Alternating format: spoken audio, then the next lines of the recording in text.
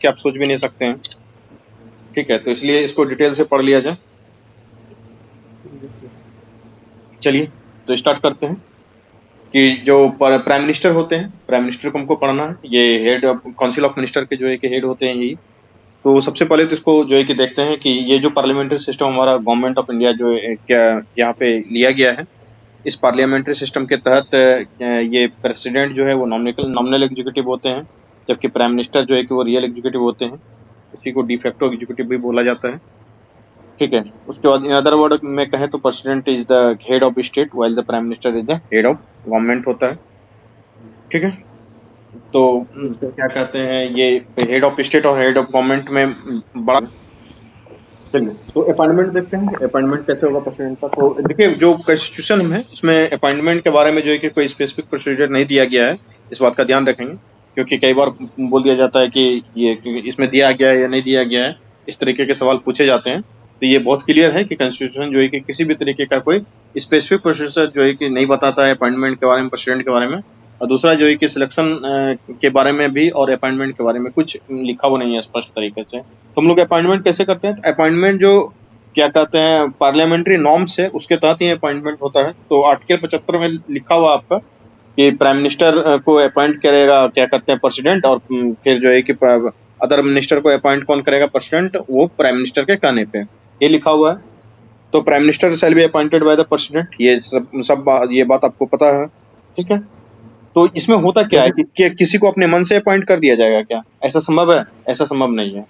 तो president appoint होता है, वो क्या कहते हैं वही अपॉइंट होगा जो कि लीडर होगा majority party in the Lok Sabha, उसी को अपॉइंट करेगा। ठीक है, और प्रेसिडेंट के पास अपना कोई भी अधिकार नहीं है कि किसी को मर्जी उठा के अपॉइंट कर दें। वो अगर मतलब कि किसी पार्टी को मेजोरिटी आया है तो उसके लीडर को, या फिर मेजोरिटी नहीं आया है तब उनका एक डिस्क्रिशन काम करता है। डिस्क्रिशन इस तरीके से काम करेगा कि अगर कोई जो है कि प्री इलेक्शन कोई कॉलिशन है, उसके किसी अगर हेड को आया है सबसे ज्यादा जो है कि मेंबर ऑफ पार्लियामेंट उनका चुन के आया है, जैसे इस बार हुआ, मोदी जी मेजोरिटी वाले प्राइम मिनिस्टर नहीं है, वो प्री इलेक्शन कॉलिशन का ही एक आउटकम है एनडीए। ठीक है, तो उनको अपॉइंट करेगा। अगर वैसा भी नहीं दिख रहा है तो फिर वो अपना डिस्क्रिशन यूज करते हैं कि हाँ कि जो सबसे बड़ी पार्टी है लोकसभा में उनको बुलाया जाए, या फिर उनको लगता है कि अगर किसी व्यक्ति को बुला करके हम प्राइम मिनिस्टर अपॉइंट कर देते हैं और उसके बाद जो है कि वो अपना क्या कहते हैं और उसमें कॉन्फिडेंस दिखा सकते हैं, वोट ऑफ कॉन्फिडेंस वो कंप्लीट कर सकते हैं उस चीज़ों को, तो उनको अपॉइंट कर दिया जाता है। ठीक है, और क्या कहते हैं उसके बाद होता क्या है कि जब मान लीजिए प्रेसिडेंट प्राइम मिनिस्टर का मौत हो जाए या फिर कोई सीट वैकेंट हो जाए, तो पहले क्या था कि केयर टेकर प्राइम मिनिस्टर होता था। पता है आपको, गुलजारी लाल नंदा 2 बार केयर टेकर प्राइम मिनिस्टर बने हैं हमारे देश में, आइडिया है कि नहीं बात? लेकिन बात आती है कि जब क्या कहते हैं इनके इंदिरा गांधी का असैसिनेशन हुआ था 1984 में, तो उसमें प्रेसिडेंट थे ज्ञानी जैल सिंह। तो जैल सिंह ने जो है कि सीधा राजीव गांधी को ही प्राइम मिनिस्टर ही अपॉइंट कर दिया था, उन्होंने caretaker prime minister appoint नहीं किया था किन्हों को। ठीक है, उसके बाद हुआ क्या कि जो कांग्रेस पार्टी है उन्होंने यूनिवर्सली जो है कि उसको लीडर इलेक्ट कर लिया था, बाद में उनको सपोर्ट मिल गया था। तो इस तरीके से जो है कि वो प्राइम मिनिस्टर अपॉइंट कर सकते हैं। तो पार्लियामेंट्री नॉर्म के तहत कई बार होता क्या है कि उनको जो है कि केयरटेकर प्राइम मिनिस्टर भी अपॉइंट करते हैं। केयरटेकर में उन्हीं लोगों को लिया जाता है जो सबसे सीनियर मेंबर हैं लोकसभा के, उनको ले लिया जाता है उनके पार्टी के, रूलिंग पार्टी के, या फिर जो है कि नहीं तो सीधा प्रधानमंत्री नियुक्त कर दे। ये स्पष्ट तरीके से कहा गया है कि एक व्यक्ति जो क्या कहते हैं किसी भी हाउस का मेंबर नहीं है, चाहे लोकसभा का हो या राज्यसभा का हो, मेंबर नहीं है, फिर भी वो प्रधानमंत्री बन सकता है, बशर्ते कि 6 महीने के अंदर जो है कि वो क्या करे, मेजोरिटी किसी भी हाउस का मेंबर इलेक्ट होकर के आ जाए। उसके बाद जो है कि एक बात ये भी कहा गया था 1980 में दिल्ली हाईकोर्ट में एक केस गया था, तो उसमें बोला गया था कि कोई व्यक्ति जो है कि पहले अपना मेजोरिटी प्रूव करेगा कि प्रधानमंत्री बनेगा। तो उन्होंने कहा कि हाँ ठीक है, पहले अपना जो है कि वो प्रधानमंत्री बन ले, उसके बाद जो है कि with in the limited time period उनको जो है कि क्या कहते हैं अपना मेजोरिटी प्रूफ करना होगा। तो उन्होंने बोला कि विद इन द 1 मंथ भी अगर कोई मेजोरिटी प्रूफ कर सकता है तो वो उनको राष्ट्रपति टाइम देंगे कि इस पर्टिकुलर टाइम पीरियड के अंतर्गत आपके आके जो है कि आप अपना हाउस में पहले मेजोरिटी प्रूफ करें। तो ऐसे बहुत सारे लोग बने हैं हमारे देश में प्रधानमंत्री, जैसे चौधरी चरण सिंह जब बने थे 1979 में, मोरारजी देसाई के बाद जब प्रधानमंत्री वो बने थे, तो उन्होंने बाद में ही अपना मेजोरिटी प्रूफ किया था। वीपी सिंह बने थे 1989 में, तो उन्होंने भी अपना बाद में ही मेजोरिटी प्रूव किया था। इनके राजीव गांधी की मृत्यु के बाद जो है कि वीपी सिंह बने थे, और उसके बाद जो है कि चंद्रशेखर बने थे 1990 में प्रधानमंत्री। तो उन्होंने भी अपना मेजोरिटी बाद में ही प्रूव किया था। पीवी नरसिम्हा राव ने भी ऐसा ही किया था। उसके बाद जो है कि क्या कहते हैं, अटल बिहारी वाजपेयी हो गया 1996 में। उसके बाद देवगौड़ा जी बने थे। जितने भी आपको कोalition वाले प्राइम मिनिस्टर दिखेंगे, लगभग लगभग सबका हाल यही था। कांग्रेस सपोर्ट देती थी, उसके बाद कांग्रेस सपोर्ट खींच लेती थी, कुछ दिन के लिए प्रधानमंत्री बनते थे, उसके बाद ये लोग हट जाते थे। अटल बिहारी वाजपेयी ने 1998 में भी मेजोरिटी अपना दोबारा प्रूव किया था करके। और एक बार तो उन्होंने 1996 में जो अटल बिहारी वाजपेयी ने मेजोरिटी प्रूव किया था, तो प्रूफ हो ही नहीं पाया था। वो 13 दिन में ही उनकी सरकार चली गई थी। ठीक है, तो इस तरीके से 2-3 कंडीशन है कि एक तो वो बन सकते हैं, अगर लोकसभा राज्यसभा के सदस्य नहीं है फिर भी बन सकते हैं। दूसरा है कि कोई भी व्यक्ति भी बन सकता है प्रधानमंत्री, अगर वो लोकसभा राज्यसभा का नहीं भी मेंबर है फिर भी बन जाएगा। और वो बाद में जो है कि अपना, अगर मेंबर नहीं है तो 6 मंथ के अंतर्गत मेंबरशिप ले लें, और मेजोरिटी अगर प्रूफ नहीं है तो वो मेजोरिटी प्रूफ कर दें राष्ट्रपति के कहने पर। ठीक है। सर एक हाँ सवाल है बोलो। इसमें कि जो मेजोरिटी आप जो ये कहें कि मेजोरिटी हाँ पार्टी के लीडर बन सकते हैं और केयर टेकर पीएम का हाँ जो बातचीत चल रहा है, तो क्या ये संवैधानिक तो जो है ये प्रावधान नहीं, ये तो पार्लियामेंट्री जो है एक ये जो चला आ रहा है ये वही है ना सर? पार्लियामेंट्री प्रोसीडर है। संवैधानिक प्रावधान जब प्राइम मिनिस्टर के लिए नहीं है तो इन लोगों के लिए क्या रहेगा? जब प्राइम मिनिस्टर के लिए ही नहीं है कोई कॉन्स्टिट्यूशन में ऐसा कुछ लिखा हुआ स्पेसिफिक रूल, कोई सिलेक्शन और अपॉइंटमेंट का कोई स्पेसिफिक प्रोसीडर लिखा हुआ नहीं है।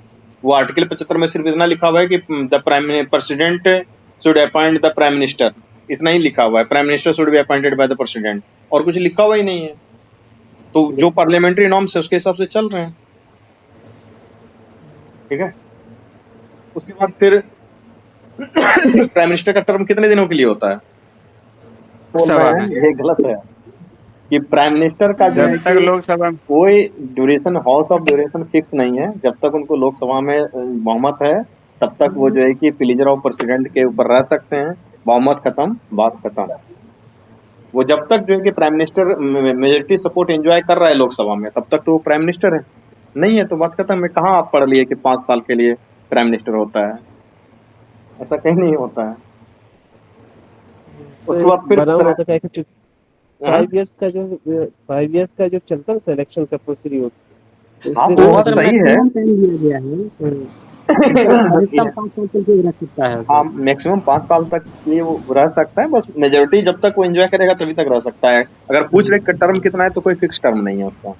जब तक मेजोरिटी है तब तक रहेगा, नहीं होगा नहीं रहेगा। अभी ये अगर कह सकते हैं कि नीतीश कुमार और चंद्रबाबू नायडू चाह ले कि मोदी जी को हटाना है तो कोई बचा पाएगा? सही है। ठीक है। और क्या कहते हैं, सैलरी और अलाउंसेस जो प्राइम मिनिस्टर को मिलता है वो कितना मिलता है? कौन सा सैलरी और अलाउंसेस वो एंजॉय करते हैं? जो सैलरी और अलाउंसेस मिलता है वो सैलरी एंड अलाउंसेस एक्ट के तहत ही उनको मिलता है। ठीक है, वो उसको मेंबर ऑफ पार्लियामेंट का ही सैलरी मिलता है। लेकिन होता क्या है कि एडिशनली उसको जो है कि सप्लीमेंट्री अलाउंसेस मिलते हैं, जैसे फ्री एकोमोडेशन हो गया, ट्रेवल हो गया, मेडिकल हो गया, ये सब बहुत सारा चीज उनको मिल जाता है। तो इस तरीके से जो है कि उनको बहुत बेनिफिट रहता है। अदरवाइज तो उनका सैलरी पार्लियामेंट के, क्या मेंबर ऑफ पार्लियामेंट के ही बराबर है, ऐसा कुछ उनका अलग से नहीं। उसके बाद है कि हाँ, एक सवाल समझाइए और ये इसके बाद एक और लाइन है। स्पष्ट हाँ, राष्ट्रपति कैसे हटा सकते, जब संसद में उसके उनके प्रति जो महाभियोग जो वो लाया जाए तब ना हटा सकते हैं राष्ट्रपति सर। हाँ। एक और चीज है इसमें, नहीं एक और चीज नहीं, इसमें महाभियोग की कोई प्रक्रिया नहीं है। इसके लिए अविश्वास प्रस्ताव होता है। अविश्वास भी हाँ। सर, प्रेसिडेंट के लिए महाभियोग होता है। महाभियोग सिर्फ प्रेसिडेंट के लिए है। किसे बुलाया जाए महाभियोग? हाँ, एक और इसमें लाइन है, प्रधानमंत्री को जब तक लोकसभा में बहुमत हासिल होता है राष्ट्रपति उसे बर्खास्त नहीं कर सकता। ये जो है बिल्कुल सही बर्खास्त बात वाला, है। इसको भी तो बिल्कुल सही बात है कि देखो, 2 लाइन तुमने बोला। पहला लाइन कि राष्ट्रपति उसको कभी नहीं हटा सकता है, मतलब अपनी मर्जी से उनको नहीं हटा सकता। बात सही है, उनको नहीं हटा सकता है। तुम जब पढ़ेंगे अभी आगे चल के आर्टिकल क्या कहते हैं 74, तो उसमें आर्टिकल 74 में लिखा हुआ है there should be a council of minister for aid and advice to the president. तो काउंसिल ऑफ मिनिस्टर के कहने पे ही सारा काम होता है। और मैंने बताया ना कि पार्लियामेंट्री नॉर्म्स है कि वो किसी भी व्यक्ति को ऐसे ही प्राइम मिनिस्टर नियुक्त नहीं कर सकते हैं। अगर वो किसी मेजोरिटी पार्टी के लीडर हैं तभी उनको अपॉइंट किया जा सकेगा, पहली बात। दूसरी बात कि जब तक उनको लोकसभा में बहुमत है तब तक तो जो है कि उनको हटाने का बात कहाँ से आ गया कि वो प्रेसिडेंट उसको हटा भी नहीं सकते हैं। कि प्राइम मिनिस्टर को हटाने के लिए जब अभी टर्म एंड कंडीशन इसको पढ़ेंगे पूरे डिटेल में, इसमें नियम वही है कि अगर किसी प्राइम काउंसिल ऑफ मिनिस्टर को लोकसभा में बहुमत प्राप्त है तो काउंसिल ऑफ मिनिस्टर के क्या कहते हैं फैसले को प्रेसिडेंट मानने के लिए बाध्य है। लेकिन अगर काउंसिल ऑफ मिनिस्टर का को लोकसभा में बहुमत प्राप्त नहीं है, ऐसा अगर ऐसा लगता है प्राइम मिनिस्टर प्रेसिडेंट को, तो उस कंडीशन में प्राइम मिनिस्टर प्रेसिडेंट जो है कि काउंसिल ऑफ मिनिस्टर की बात को मानने के लिए भी बाध्य नहीं है। फॉर एग्जाम्पल, मान लो कि लगने लगे नरेंद्र मोदी को कि लोकसभा भंग कर देते हैं, ठीक है, क्योंकि अब हमको बहुमत प्राप्त रहा नहीं, ये लोग इंडिया गठबंधन वाला जो है कि बना लेगा अपना थी क्या कहते हैं वो सरकार बनाने जा रहा है, तो हम करते क्या है कि ये काउंसिल ऑफ मिनिस्टर को ही पूरा भंग कर देते हैं, हम एड एंड एडवाइस दे देते हैं कि नया इलेक्शन करवाइए, ठीक है। तो वहां पे प्रेसिडेंट नहीं मानेगा इनकी बात को, उनको लगेगा कि अगर 18वीं लोकसभा का चुनाव हुआ है, अगर ये प्रधानमंत्री नहीं रहेंगे तो कोई दूसरा व्यक्ति प्रधानमंत्री बनेगा, तो वो उसमें ऑप्शन तलाशेंगे जाकर के कि ना कि इसका एड एंड एडवाइस मान लेंगे बैठ के कि इसको भंग कर दीजिए और चले फ्रेश इलेक्शन के लिए। ऐसा नहीं हो सकता है, ठीक है। तो काउंसिल ऑफ मिनिस्टर के एड एंड एडवाइस को तभी तक माना जाता है जब वो मेजोरिटी में, ये है आगे लिखा हुआ है, ये पढ़ना है, ठीक है। सर अगर कोई आपराधिक मामला में अगर सब पकड़ा जाए तो कौन पकड़ा जाएगा?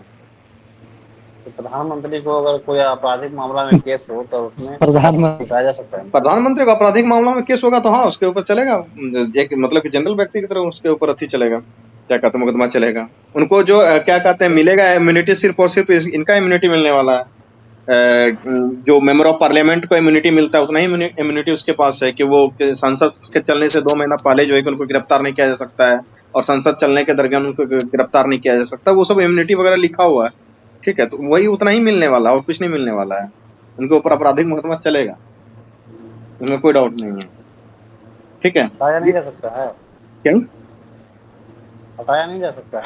हटा कैसे दोगे? हटाने के लिए तो एक ही उपाय है कि अगर वो प्रूफ हो जाता है जाकर के, कौन सा एक एक्ट है, उस एक्ट में अगर उनको दोषी हो जाता है वो 2 साल के लिए जो है कि क्या कहते हैं अगर उनको जेल हो जाता है, जन प्रतिनिधित्व, हाँ उसी में लिखा हुआ है आरपीए जो रिप्रेजेंटेशन ऑफ पीपुल एक्ट है, तो उसके तहत अगर वो दोषी हो जाता है 2 साल से ज्यादा के लिए तब उनको हटाया जा सकता है, ऐसे तो नहीं। तो वो निर्भर करता है कि कौन सा केस इनके ऊपर लगा है। सदस्यता न चली जाएगी अब फिर तो बन। तो पावर एंड फंक्शन 2-3 तरीके से हम लोग पढ़ेंगे कि जो काउंसिल ऑफ मिनिस्टर के तहत इनको पावर एंड फंक्शन क्या मिला हुआ है, फिर प्रेसिडेंट के साथ उनका जो है कि क्या पावर और फंक्शन है, फिर पार्लियामेंट में प्राइम मिनिस्टर का क्या पावर एंड फंक्शन है, कुछ अदर पावर एंड फंक्शन दिया गया है। तो सबसे पहले जो है कि काउंसिल ऑफ मिनिस्टर के तहत इनको क्या क्या पावर एंड फंक्शन मिला गया है, तो सबसे पहले है कि वो प्रेसिडेंट ही, प्राइम मिनिस्टर ही रिकमेंड करते हैं प्रेसिडेंट को कि अदर मिनिस्टर को अपॉइंट करने के लिए, वो जिनका जिनका नाम लिख के देंगे उन्हीं व्यक्ति का नाम जो है कि president as a minister appointment करेंगे, उनके अलावा वो किसी दूसरे का नाम अपॉइंटमेंट नहीं कर सकते हैं। अगर कोई मिनिस्टर जो है कि उसको ठीक नहीं लगता है कि उनके हिसाब से वो काम नहीं कर रहे हैं, तो वो प्राइम मिनिस्टर उनको बोल सकता है कि आप रिजाइन कर दीजिए। अगर वो रिजाइन नहीं करते हैं तो प्रेसिडेंट को बोलेंगे कि इनको डिसमिस कर दीजिए, तब फिर प्रेसिडेंट उनको डिसमिस कर दिया देगा, ठीक है। इनको पूरा पावर रहता है, प्राइम मिनिस्टर को पूरा पावर है गाइड करने का, डायरेक्ट करने का, कंट्रोल करने का, कोऑर्डिनेट करने का अपने जो है कि मिनिस्टर के साथ, ये पूरा का पूरा पावर इनको मिला हुआ रहता है।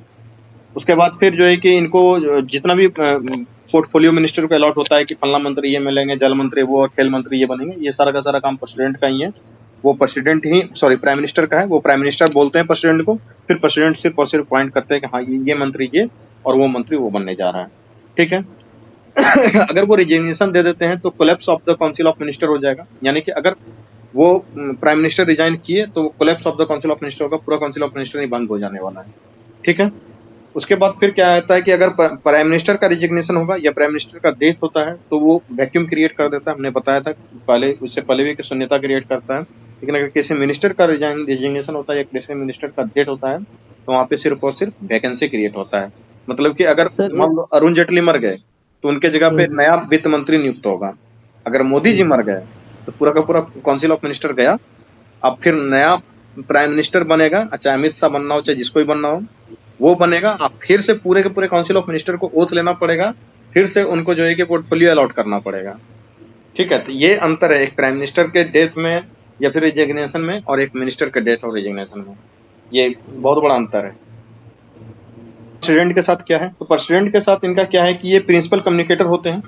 आपको पता होना चाहिए कि ये जो है कि प्रेसिडेंट और काउंसिल ऑफ मिनिस्टर के बीच में जो प्रिंसिपल कम्युनिकेशन का काम करते हैं वो कौन करते हैं, तो प्राइम मिनिस्टर का काम है। ठीक है। और प्रधानमंत्री जो है कि वो बताते हैं कई बार जो है कि प्रेसिडेंट को एडमिनिस्ट्रेटिव प्रोसेस अफेयर्स के बारे में, लीगल प्रपोजल्स के बारे में, जो लेजिस्लेशन प्रपोज है उनके बारे में जो है कि वो इंफॉर्मेशन भी कई बार देते हैं। अगर प्राइम मिनिस्टर को प्रेसिडेंट को पूछना है कि आपका कौन कौन सा जो है कि एडमिनिस्ट्रेटिव फंक्शन में आप कौन सा काम कर रहे हैं, उसके बाद फिर यूनियन प्रपोजल के लिए कौन सा लेजिस्लेशन बना रहे हैं, तो अगर वो पूछना चाहे तो प्रेसिडेंट को बुला करके पूछ सकते हैं। तो प्रेसिडेंट प्राइम मिनिस्टर को बुला करके पूछ सकते हैं, तो प्रधानमंत्री जाएगा और जाके अपने राष्ट्रपति महोदय को बताएगा कि हम ये काम कर रहे हैं, ये एडमिनिस्ट्रेटिव फंक्शन यहाँ पे हो रहा है। ठीक है। तो वो सूचना उनको देते हैं। अगर उनको जरूरत पड़े वो राष्ट्रपति प्रधानमंत्री को बुला भी सकता है, वो इनको जाके जवाब देना पड़ेगा। ठीक है। उसके बाद इनका जो है कि प्राइम मिनिस्टर जो है कि लीडर ऑफ द हाउस होता है। आपको पता होना चाहिए कि जो लोकसभा है उसका लीडर ऑफ द हाउस कौन होगा, तो वो प्राइम मिनिस्टर ही होते हैं। उसके बाद जो है कि वो एडवाइस करते हैं प्रेसिडेंट को 2-3 बातों के लिए। एक तो जो है कि summoning and progression of the session. तो ये समनिंग और प्रोग्रेशन ऑफ द सेशन क्या होता है, इस चीज को समझिए। तो समन मतलब क्या होता है, इसका हिंदी क्या होता है बताओ जरा। तो आहूत करने के लिए और सत्रावसान करने के लिए जो है कि ये प्राइम मिनिस्टर ही बोलते हैं प्रेसिडेंट को कि अब जो है कि 3 सत्र होता है हमारे यहाँ जनरली चलता है, जिससे कि संसद का शीतकालीन सत्र हो गया, उसके बाद फिर मानसून सत्र हो गया, और उसके बाद एक बजट सत्र, 3 सत्र चलता है। और कभी कभी जो है कि विशेष सत्र लाया जाता है, तभी जो चल रहा है वो विशेष सत्र ही चल रहा है। ठीक है। इसके बीच में भी एक बार विशेष सत्र लाया गया था, अभी इससे जस्ट पहले 17वीं लोकसभा के अंत होने से पहले एक सत्र आया था विशेष सत्र। ठीक है। तो वो जो बजट सेशन होता है वो फरवरी के आसपास से स्टार्ट होता है। उसके बाद फिर बीच में एक बार मानसून सत्र चलता है, और उसके बाद जो है कि एक बार ठंड के समय में शीतकालीन सत्र चलता है। ये 3 सत्र हमारे यहाँ पे चलता है। तो उसका सत्रावसान करने के लिए और सत्राहूत करने के लिए वो प्रेसिडेंट प्राइम मिनिस्टर ही राष्ट्रपति को लिख के देते हैं कि आप बुलाइए। तो वो जो है कि सेशन को बुलाते हैं, और उसके बाद जब सेशन खत्म हो जाता है तो 2 चीज होता है। एक होता है कि एडजर्न्ड सेशन, एडजर्न्ड जब होता है तो उसमें जो है कि वो कुछ दिनों के लिए हो सकता है, या फिर नोटिस दे देता है कि अनिश्चित काल के लिए सेशन एडजर्न कर लिया गया। अनिश्चित काल के लिए जब सेशन एडजर्न करता है तो एडजर्न करने का नोटिस लोकसभा अध्यक्ष देता है, लेकिन उसको प्रोग्रेस करने का यानी कि प्रोग्रोइंग करने का, सत्रावसान करने का नोटिफिकेशन जारी होता है, वो बकायदे राष्ट्रपति के द्वारा जारी किया जाता है। क्लियर है ये कि ये सत्र क्या कहते हैं, आहूत करना और सत्रावसान करना और एक एडजर्न करना, ये तीनों टर्म क्लियर हुआ। एडजर्न को स्थगन कहते हैं ना सर? हाँ, स्थगन कहते हैं उसको। तो सत्र आहूत करना, सत्रावसान करना और स्थगन करना। तो सत्र आहूत करना और सत्रावसान करना ये किसका काम है? प्राइम मिनिस्टर बोलेंगे राष्ट्रपति को। हाँ, और एडजर्न करने का काम किनका है? लोकसभा अध्यक्ष। लोकसभा अध्यक्ष, और राज्यसभा के मामले में राज्यसभा अध्यक्ष। ठीक है। उसके बाद फिर जो है कि वो डिजोल्यूशन ऑफ लोकसभा भी रिकमेंड करते हैं प्राइम मिनिस्टर को, राष्ट्रपति को। किसी भी समय वो बोल सकते हैं कि हमारे लोकसभा को डिजोल्व कर दिया जाए, तो ऐसा वो कह सकते हैं। और जो है कि वो गवर्नमेंट पॉलिसीज को फ्लोर ऑफ द हाउस पे रखते हैं बीच बीच में। ठीक है। तो ये इनका काम है।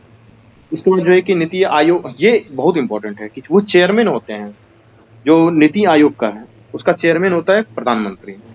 नेशनल डेवलपमेंट काउंसिल, राष्ट्रीय विकास परिषद का चेयरमैन होता है प्रधानमंत्री। नेशनल इंटीग्रेशन काउंसिल का चेयरमैन होता है प्रधानमंत्री। इंटर स्टेट काउंसिल का चेयरमैन होगा प्रधानमंत्री। नेशनल वाटर रिसोर्स काउंसिल का चेयरमैन होगा प्रधानमंत्री। 34 को नोट कर लो, लिख लीजिए इसको। प्रधानमंत्री अध्यक्ष होते हैं नीति आयोग के, नेशनल डेवलपमेंट काउंसिल राष्ट्रीय विकास परिषद के, नेशनल इंटीग्रेशन काउंसिल राष्ट्रीय एकता परिषद के, उसके बाद नेशनल स्टेट काउंसिल राष्ट्रीय राज्य परिषद के, और नेशनल वाटर रिसोर्स काउंसिल हो गया क्या कहते हैं, राष्ट्रीय जल परिषद, जल संसाधन परिषद के। इसको लिख लीजिए। ये 3-4 चीजों का जो है कि होता है, और ये यूपीएससी में पूछा गया है, दे देता है कि इसमें इसका हेड कौन होगा, तो उसमें लगता है कि प्रेसिडेंट होगा कि जल मंत्री होगा। ठीक है, इसलिए इसको नोट कर लें।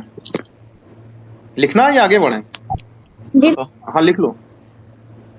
जो वो प्रधानमंत्री अध्यक्ष होते हैं नीति आयोग के, नेशनल डेवलपमेंट काउंसिल राष्ट्रीय विकास परिषद के,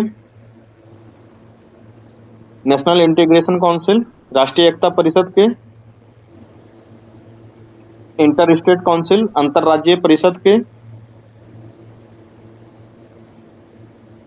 नेशनल डेवलपमेंट काउंसिल राष्ट्रीय विकास परिषद, नेशनल इंटीग्रेशन काउंसिल राष्ट्रीय Ekta Parishad, inter state council अंतरराज्यीय परिषद, उसका नेशनल वाटर रिसोर्स काउंसिल राष्ट्रीय जल संसाधन परिषद, ये क्या होते हैं? वो अध्यक्ष होते हैं। ठीक है। इसके बाद जो है कि जो फॉरेन पॉलिसी बनाई जाती है उसमें वो बहुत इंपॉर्टेंट रोल करते हैं। वो चीफ स्पोक पर्सन होते हैं यूनियन ऑफ गवर्नमेंट के। बहुत सही है कि जो मुख्य प्रवक्ता है वही है। उसके बाद जो है कि वो क्राइसिस मैनेजर इन चीफ होते हैं at the political level during the emergency. मान लो कोई इमरजेंसी आ गया तो फैसला कौन लेते हैं? प्रधानमंत्री ही मतलब उस चीज को संभालने का प्रयास करते हैं। कोई भी आपदा आ गया या फिर कुछ भी ऐसा देश में हो जाए तो पहला जो है कि जवाबदेही किनका बनता है? प्रधानमंत्री का बनता है। इसलिए उनको बोला जाता है कि क्राइसिस मैनेजर इन चीफ प्रधानमंत्री को ही कहा जाता है। ठीक है। उसके बाद जो है कि ये लीडर होता है, पार्टी इन पावर जो होता है, वो पॉलिटिकल हेड होते हैं ऑफ द सर्विस। ये मतलब समझो, अगर आप आईएएस बनते हैं तो आपके जो अपॉइंटमेंट लेटर पे दस्तखत होता है वो प्रेसिडेंट का होता है। लेकिन क्या प्रेसिडेंट आपको क्या कहते हैं, क्या कहते हैं, जो काम काज अलाउट होगा तो वो प्रेसिडेंट नहीं करते हैं। वो कई बार प्राइम मिनिस्टर आपको डायरेक्ट करते हैं। ठीक है। जब प्राइम मिनिस्टर आपको डायरेक्ट करते हैं तो इसलिए बोला जाता है he is the political head of the services. जितने भी सर्विसेज हैं उसके वो पॉलिटिकल हेड हैं। सारे आईएएस को निर्देश देना, काम करवाने के लिए गाइडलाइन जारी करना, ये सब काम इन्हीं का है। प्राइम मिनिस्टर का, प्रधानमंत्री का ही है। इसलिए जो है कि क्या कहते हैं, प्रधानमंत्री का पद जो है कि काफी महत्वपूर्ण हो जाता है। उसके बाद फिर जो है कि प्राइम मिनिस्टर बहुत सारा रोल प्ले करता है। वो बहुत उसका क्रूशियल रोल है पॉलिटिकल एडमिनिस्ट्रेटिव काम में, सिस्टम में। कंट्री को मेन चलाने का काम तो इन्हीं के द्वारा होता है। ठीक है। तो इसीलिए जो है कि इन्होंने बी.आर. अम्बेडकर साहब ने बोला था कि अगर किसी पद को पर अमेरिका के राष्ट्रपति के पद से कंपेयर करना है तो वो पद कौन सा है? वो प्रधानमंत्री ऑफ भारत का पद है, वो अमेरिका के राष्ट्रपति के साथ जो है कि कंपेयर होगा। ठीक है। ना कि भारत का राष्ट्रपति अमेरिका के राष्ट्रपति के साथ कंपेयर होने वाला है। ठीक है। तो ये अम्बेडकर साहब का कोट था। और उसके बाद जो है कि बहुत सारे जो है कि कोट्स बोले गए हैं आपके लक्ष्मीकांत को। जब आप पढ़ेंगे उसमें आपको मिल जाएगा कि इन्होंने, लॉर्ड मॉर्ले ने क्या बोला था, हर्बर्ट मिंसन ने क्या बोला था, जेनेसिस ने क्या बोला था। ठीक है। तो कुछ देख लेते हैं। जो लॉर्ड मॉर्ले हैं उन्होंने बोला था कि क्या कहते हैं, प्राइम मिनिस्टर जो होते हैं वो प्राइमस इंटर पेयर्स होते हैं, मतलब कि फर्स्ट अमॉन्ग इक्वल। ये फर्स्ट अमॉन्ग इक्वल समझते हैं क्या होता है? उसके बाद फिर हार्वर्ड मॉन्स ने बोला था इनको कि क्या कहते हैं, प्रीमियस इंटर पास, क्या कहते हैं, ये काम करते हैं। उसके बाद जो है कि जेनेसिस ने बोला था ये कहीं पूछने उछने वाला तो है नहीं। ठीक है। मुनरो ने भी बहुत सारा बात बोला था, जिनको पढ़ना वो पढ़ना, किसी काम का लग नहीं रहा है। तो उसके बाद जो है कि आर्टिकल कुछ है प्रेसिडेंट के बारे में, जैसे कि जो आर्टिकल 74 है वो काफी इंपॉर्टेंट आर्टिकल है। ये कहता है article 74, there shall be a council of minister with the prime minister is the head. ये काउंसिल ऑफ मिनिस्टर क्या करेगा? ये करेगा कि एड एंड एडवाइस करेगा टू द प्रेसिडेंट को, और जो प्रेसिडेंट है वो काम करेगा in accordance with such advice.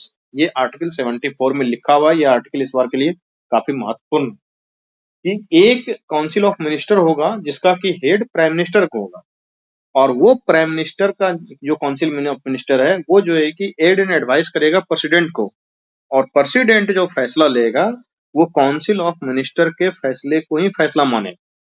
ठीक है। ये आगे काउंसिल ऑफ मिनिस्टर वाले जब चैप्टर पढ़ेंगे ना, उसमें स्पष्ट तरीके से सुप्रीम कोर्ट ने अपने जजमेंट में कहा है कि जहां जहां भी ये बात लिखा हुआ है कि राष्ट्रपति को जो उचित लगे, राष्ट्रपति को जो उचित लगे, इस शब्द का मतलब ये माना जाएगा कि जो सलाह उनको काउंसिल ऑफ मिनिस्टर के द्वारा दिया गया है उसको वो माने। उनके पास एक ही है कि वो जो है कि एक बार काउंसिल ऑफ मिनिस्टर को अपनी सलाह को लौटा सकता है, उसको रिकंसिडरेशन करने के लिए। सिर्फ और सिर्फ एक ही अधिकार है राष्ट्रपति के पास। ठीक है। तो आर्टिकल 74 में क्या है? There shall be a council of minister with the head of prime minister. This council of minister should be act for the aid and advice of the prime minister, president. ठीक है। उसके बाद article 75 में कहा जाता है कि जो प्राइम मिनिस्टर है उसको अपॉइंट कौन करेगा, तो वो प्रेसिडेंट ही इसको जो है कि अपॉइंट करेगा, और अदर मिनिस्टर का अपॉइंटमेंट होगा वो प्रेसिडेंट करेगा, लेकिन वो advice of the prime minister के हिसाब से होगा। ठीक है, तो आर्टिकल 74 और आर्टिकल 75 में समझ में आया क्या अंतर है? समझ में आ रहा है कि नहीं आ रहा है, बताइए भाई। नहीं आ रहा तो सर एक बार Yes, फिर sir. से बता दें। 74 आर्टिकल 74 समझ में आया? Yes sir. हाँ वो आर्टिकल 74 क्या कह रहा है कि एक काउंसिल ऑफ मंत्री परिषद होगा, उसका अध्यक्ष प्रधानमंत्री होगा। और वो मंत्री परिषद जो है कि राष्ट्रपति को सलाह देने के लिए का काम करेगा।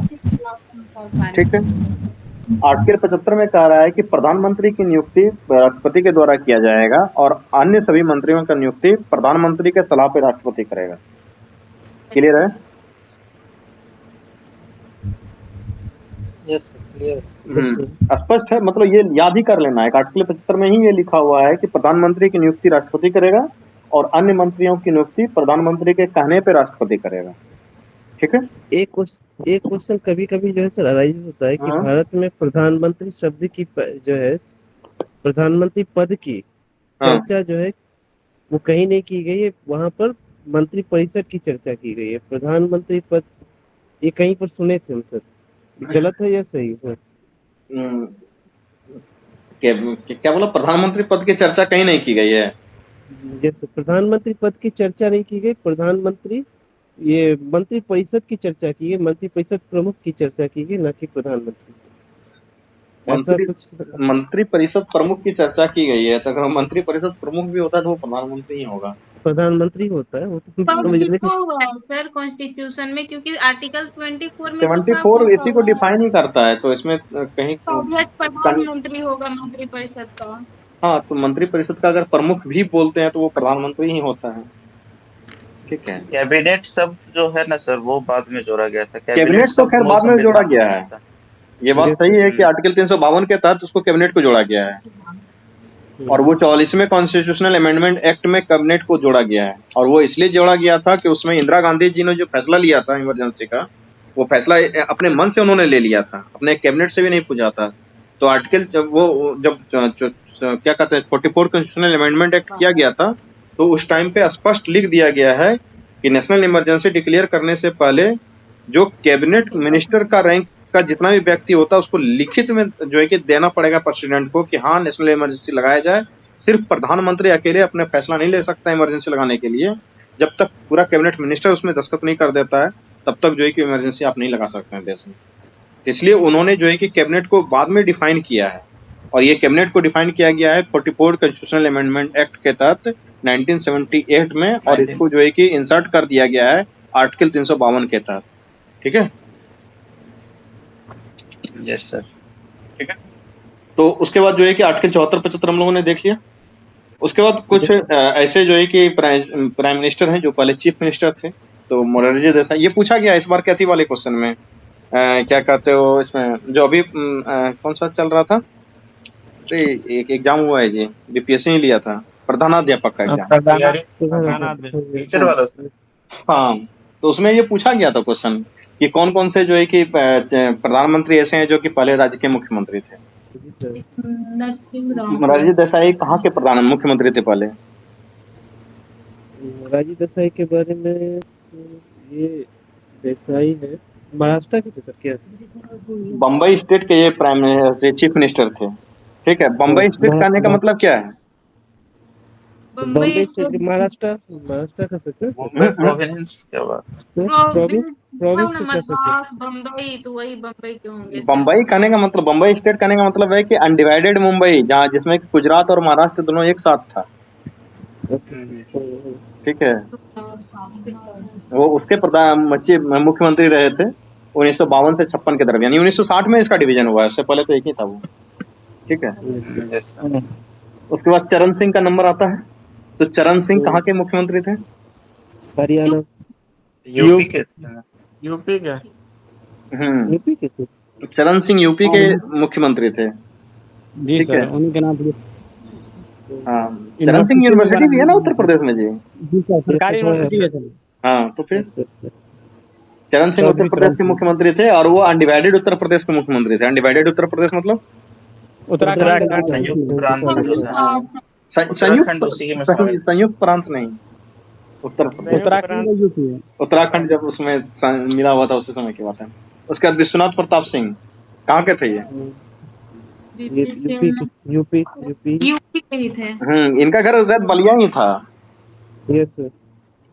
ये इनके बारे में एक बार बीबीसी में दे रहा था, इतने सिंपल जीते थे कि ये लोटा लेके भी चले जाया करते थे।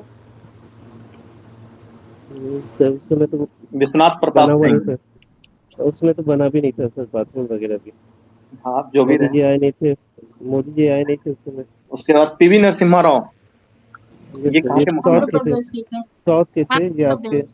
हैं? आंध्र प्रदेश या कर्नाटक के थे आंध्र सर। प्रदेश। आंध्रा के ये आंध्र मुख्यमंत्री प्रदेश। थे। आंध्र प्रदेश के ये मुख्यमंत्री थे पीवी नरसिम्हा राव। मतलब जब ये प्रधानमंत्री बन रहे थे ना, उस समय तो इनका जब पढ़ोगे कहानी तो बड़ा नाटकीय कहानी है। ये अपना पूरा बोरिया बिस्तर समेट के दिल्ली से चले गए थे जब ये इनका अवधि हो रहा था। तो उसके बाद फिर एकाएक अनाउंस हुआ कि पीवी नरसिम्हा राव प्रधानमंत्री बनेंगे। और इन्होंने क्या किया था कि ये यहाँ से चले गए थे दिल्ली छोड़ करके। और दिल्ली छोड़ के जाने के बाद इनको जो, क्योंकि दिल्ली में आते तो रुकते कहाँ पे, तो किसी क्लब का एक सदस्यता ले लिए थे कि आएंगे तो यहाँ पे जो है कि रुकने का हमको व्यवस्था हो जाएगा। ठीक है। उसके बाद पूरी तरीके से इनको लग रहा था कि मेरा पॉलिटिकल करियर खत्म हो चुका है। आंध्रा के वो मुख्यमंत्री कुछ दिन तक रहे थे, उसके बाद वहां से भी खत्म, फिर दिल्ली चले आए थे सेंट्रल में काम करने के लिए। सेंट्रल में काम करने के बाद इनकी सरकार चली गई थी और कांग्रेस पूरा कमजोर हो गया था उस टाइम पे। तो फिर इनको लग रहा था कि अब तो मेरा करियर खत्म है, अब हम जा रहे हैं घूम के। उसके बाद इनको फोन जाता है तो बेचारे जो है कि फिर फ्लाइट पकड़ के आते हैं। पूरा किताब उताब जितना चीज था सब चीज यहाँ से लेके चले गए थे ये। और उसके बाद जब ये आए पीवी नरसिम्हा राव जी, और उन्होंने जो लिबरेशन, प्राइवेटाइजेशन और ग्लोबलाइजेशन का कॉन्सेप्ट लाया और जो देश की इकोनॉमी बढ़ने स्टार्ट हुई, उनके मतलब कार्यकाल में जितने भी लोग मंत्री थे वो आगे चल के जो है कि बड़े बड़े पोस्टों पे रहे हैं, वो प्रधानमंत्री बने हैं। और जैसे कि तुम्हारा ये क्या कहते हैं, मनमोहन सिंह। मनमोहन सिंह थे। हाँ। उसके बाद फिर पी चिदम्बरम थे। उसके बाद एक प्रणब मुखर्जी थे। तो ये आगे चल के कोई तो राष्ट्रपति बन गए, कोई प्रधानमंत्री बने, कोई बड़े बड़े पोस्टों पे मंत्री रहे थे। उन्होंने जितने भी लोगों को चूज किया था अपने टाइम पे एज अपने मिनिस्टर के अंतर्गत, वो लोग काफी जो है कि दिमाग वाले थे। और ये चीज देखा गया कि उन्होंने जो अपना कार्यकाल चलाया था उसके कार्यकाल का रिफ्लेक्शन आज तक देखा जा रहा है। मतलब कोई भी सरकार आए, क्या एलपीजी के पॉलिसी के अलग हटके कोई काम कर पा रहा है क्या? देखिए, बहुत दूरदर्शी नेता के तौर पे जाने जाते थे। जब ये पॉलिसी इंप्लीमेंट कर रहे थे वो किस तरीके से करते थे, जैसे मान लो कि एयर इंडिया जो है कि उसमें सिर्फ सरकारी कंपनी थी, और अगर तुम चाहोगे कि हम कोई प्राइवेट कंपनी को ला लें, ठीक है, तो बड़ा विरोध होता था उस टाइम पे। ठीक है।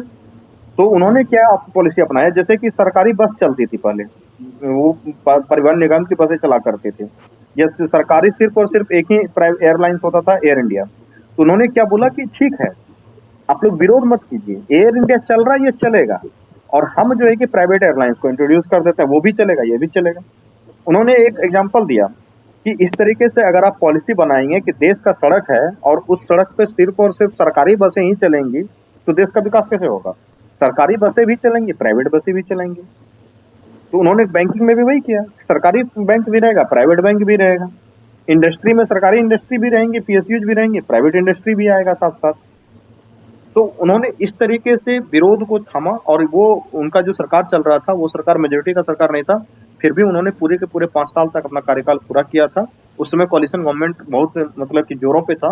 1990 के आसपास का ये काम है। 1991 से लेकर 96 तक के देश के प्रधानमंत्री रहे थे, और आज तक के one of the best prime ministers में अगर किसी का नाम आता है तो इसी व्यक्ति का नाम आता है, पीवी नरसिम्हा राव का।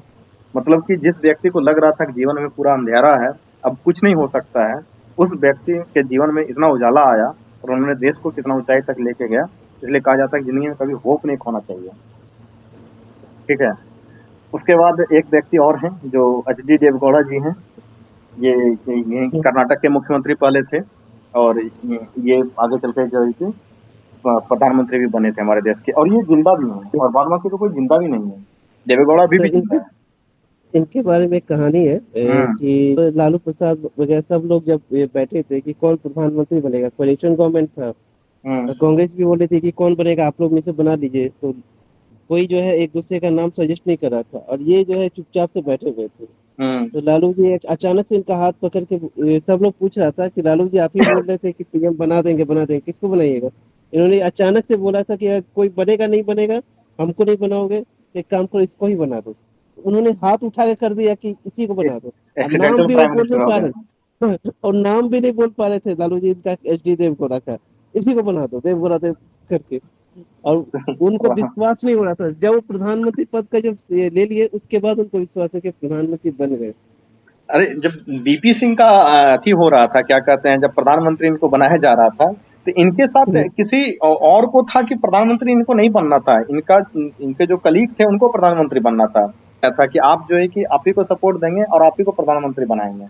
फिर बाद में एकाएक पता चला कि ओथ के समय पे उनका नाम नहीं है और ये बीपी सिंह का नाम आ गया था। तो ऐसे ऐसे भी खेल हुआ करते थे हमारे देश में। तो ये नाम याद रखना है, मोरारजी देसाई, उसके बाद चौधरी चरण सिंह, बीपी सिंह, विश्वनाथ प्रताप सिंह, पीवी नरसिम्हा राव, उसके बाद HD देवगौड़ा और नरेंद्र मोदी। यानी कि हो गया कितना, Morarji Desai, Charan Singh, BP Singh, PV Narasimha Rao, HD Deve Gowda, Narendra Modi. ये 6 व्यक्ति ऐसे हैं जो पहले प्रधानमंत्री मुख्यमंत्री रह चुके हैं, उसके बाद में जो है कि ये प्रधानमंत्री बने। ठीक है, तो इस तरीके से कुछ आर्टिकल्स हैं 74, 75, 77, 78, ये कुछ आर्टिकल हैं जो है कि आर्टिकल 78 में जो है कि प्रधानमंत्री के फंक्शन को कुछ स्पेसिफिकली लिखा गया है, और वो प्रधानमंत्री का जो फंक्शन प्राइम मिनिस्टर का दिया गया उसमें यही है कि वो कम्युनिकेट करेगा प्रेसिडेंट के साथ decision making of the council के रूप में। अगर वो या तो पहले बता दें या राष्ट्रपति चाहे तो वो भी पूछ सकता है उनसे। ठीक है, और इतना ही है इनके प्रधानमंत्री के बारे में। इससे ज्यादा ना ही आपके लक्ष्मीकांत में लिखा हुआ है, ना ही आपको पढ़ना है, क्योंकि प्रधानमंत्री के साथ साथ जो है कि अटैच्ड होता है council of minister. Council of minister को बहुत डिटेल में पढ़ना है। ठीक है, तो काउंसिल ऑफ मिनिस्टर क्या होता है बताइए? उसी काउंसिल ऑफ मिनिस्टर को हिंदी में मंत्री परिषद कहते हैं, और मंत्रिमंडल उसको कैबिनेट बोला जाता है। काउंसिल ऑफ मिनिस्टर में तीनों तरीके के मंत्री आते हैं। तुम्हारा राज्य मंत्री, स्वतंत्र प्रभार हो, उप मंत्री हो, ठीक है, या फिर क्या कहते हैं कैबिनेट मिनिस्टर हो, वो सारे के सारे तरीके के मंत्री काउंसिल ऑफ मिनिस्टर में आएंगे। लेकिन कैबिनेट के अंदर सिर्फ और सिर्फ कैबिनेट मंत्री आते हैं। क्या काउंसिल ऑफ मिनिस्टर बड़ा टर्म है, मंत्री परिषद बड़ा टर्म है, ठीक है, लेकिन जो कैबिनेट मिनिस्टर है वो छोटा टर्म है। कैबिनेट छोटा टर्म है, ठीक है। कैबिनेट में मुश्किल से 15-20 लोग ही रहते हैं, जैसे कि राजनाथ सिंह हो गया, अमित शाह हो गया, जो भी कैबिनेट मिनिस्टर हैं वो रहेंगे, एस जयशंकर वगैरह जो भी हैं। लेकिन काउंसिल ऑफ मिनिस्टर में क्या रहेंगे, वो मंत्री परिषद के अंतर्गत जितने भी 60-70 मेंबर हैं वो सारे 60-70 मेंबर होंगे। वो कितने मेंबर होंगे तो सबको पता है कि जो क्या कहते हैं 91st अमेंडमेंट एक्ट 2003 का है, उसमें स्पष्ट तरीके से कहा गया है ना कि 15% of the total strength of the Lok Sabha including the prime minister वो मंत्री बन सकते हैं। ठीक है, तो वो बताएंगे। तो ये मंत्री परिषद और कैबिनेट, इस दोनों के बीच में डिफरेंस क्लियर हुआ, क्योंकि इसमें बार बार शब्द का भी यूज होगा। क्लियर हुआ? मंत्री परिषद और कैबिनेट के बीच में कोई अथी है, मंत्रिमंडल और मंत्री परिषद के बीच में शब्दों के समझने में कोई प्रॉब्लम है कि नहीं को?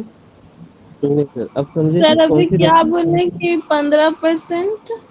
ये तो बताएंगे, अभी ये बताएंगे, इसके लिए टेंशन मत लो। मंत्री परिषद और मंत्रिमंडल, इसमें कंफ्यूजन है कि नहीं को?